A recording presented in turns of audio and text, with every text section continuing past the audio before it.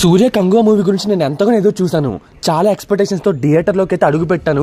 మరి నాకు సినిమా నచ్చిందా లేదా, ఇంతకీ సినిమా హిట్టా ఫ్లాపా అనేది క్లియర్గా చెప్తాను. వీడియో ఎండింగ్ వరకు చూడండి. మీరు వీడియో ఎండింగ్ వరకు చూస్తేనే సినిమాకి వెళ్ళడం కరెక్టో కాదో, ఈ సినిమా మీద డబ్బులు పెట్టడం కరెక్టో కాదో అర్థమవుతుంది. నేను ఎక్కువ టైం తీసుకోను కానీ సింపుల్గా చెప్తాను.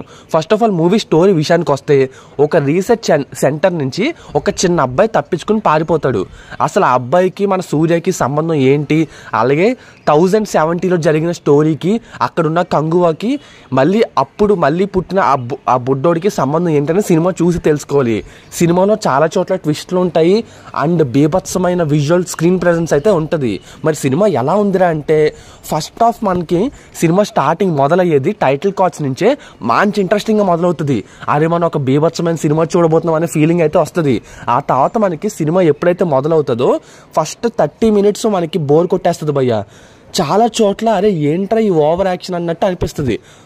ఈ సినిమా మెయిన్ ఎలా ఉంటుందంటే, పాస్ట్ని ప్రజెంట్ని కనెక్ట్ చేస్తూ ఫ్లాష్ కట్స్లో సీన్స్ అయితే పడతాయి. అంటే సింపుల్గా చెప్పాలంటే, ఒక సీన్ మనకి ఆ అడవులు ఆ పాస్ట్లో పడుతుంది, ఇంకొక సీన్ కాసేపు అయిన వెంటనే ప్రజెంట్ సీన్ పడుతుంది. సినిమా మొత్తం ఇలాగే ఉంటుంది అనమాట. సో మనకి ఎస్పెషల్లీ ప్రజెంట్ జనరేషన్లో జరిగే ఆ ఫ్రాన్సిస్ క్యారెక్టర్ ఉంటుంది కదా, సూర్య చేసిన ఇంకొక క్యారెక్టర్ ఫ్రాన్సిస్కి మళ్ళీ అలాగే దిశ పాటాని మధ్య వచ్చే సీన్స్ చాలా చిరాకు తెప్పిస్తాయి. ఎక్కువగా క్రింజ్ అనిపిస్తుంది. అరే అంత ఓవర్ యాక్షన్ ఎందుకు అనిపిస్తుంది. బట్ సూర్య కంగువ క్యారెక్టర్ సినిమాలోకి ఎంట్రీ ఇచ్చినప్పటి నుంచి కూడా పిచ్చెక్కిస్తుంది అనమాట.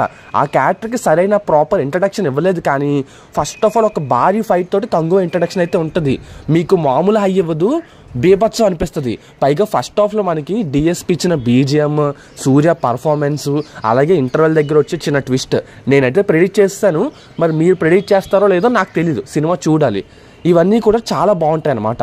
ఎస్పెషల్లీ మనకి ఫ్రాన్సిస్ దిశ పాటాని క్యారెక్టర్ మధ్య వచ్చే సీన్సే కొంచెం చిరాకు తెప్పిస్తాయి. సెకండ్ హాఫ్ గురించి చెప్పాలంటే కొంచెం ఎమోషనల్గా మొదలవుతుంది. మళ్ళీ బాబీ డియోల్ సూర్య మధ్య టఫ్ ఫైట్ అయితే ఉంటుంది అనమాట.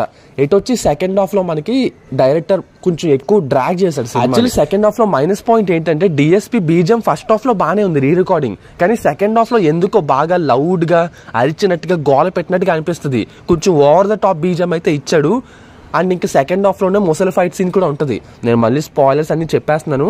ఇంక ఇవన్నీ వద్దు, కానీ సినిమాకి వెళ్ళొచ్చా లేదా అంటే, సినిమా ఇదొక యావరేజ్ సినిమా భయ్య. మీరు ఎక్కువ ఎక్స్పెక్టేషన్స్ పెట్టుకోవద్దు.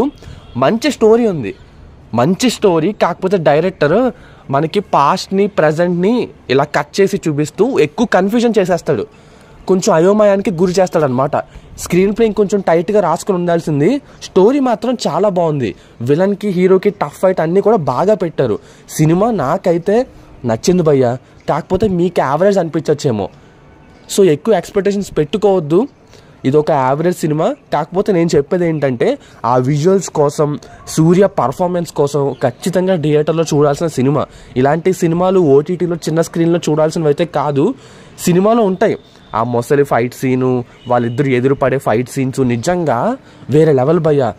చాలా చోట్ల డిఎస్పి బీజిఎం కూడా వర్కౌట్ అయింది. సెకండ్ హాఫ్లోనే కొంచెం చిరాకు తెప్పించింది. థియేటర్లో చూసి తీరాలి. ఇంకెక్కువ చెప్పను, కానీ సినిమాకి నా రేటింగ్ వచ్చేసి 3. నేనే 3 ఇచ్చానంటే మీరు ఆలోచించండి. నాకు నచ్చింది సినిమా. మీకు నచ్చుద్దో లేదో నాకు తెలీదు, మీ ఇష్టం. ఆ తర్వాత ఉంటాను ఇక, బాయ్.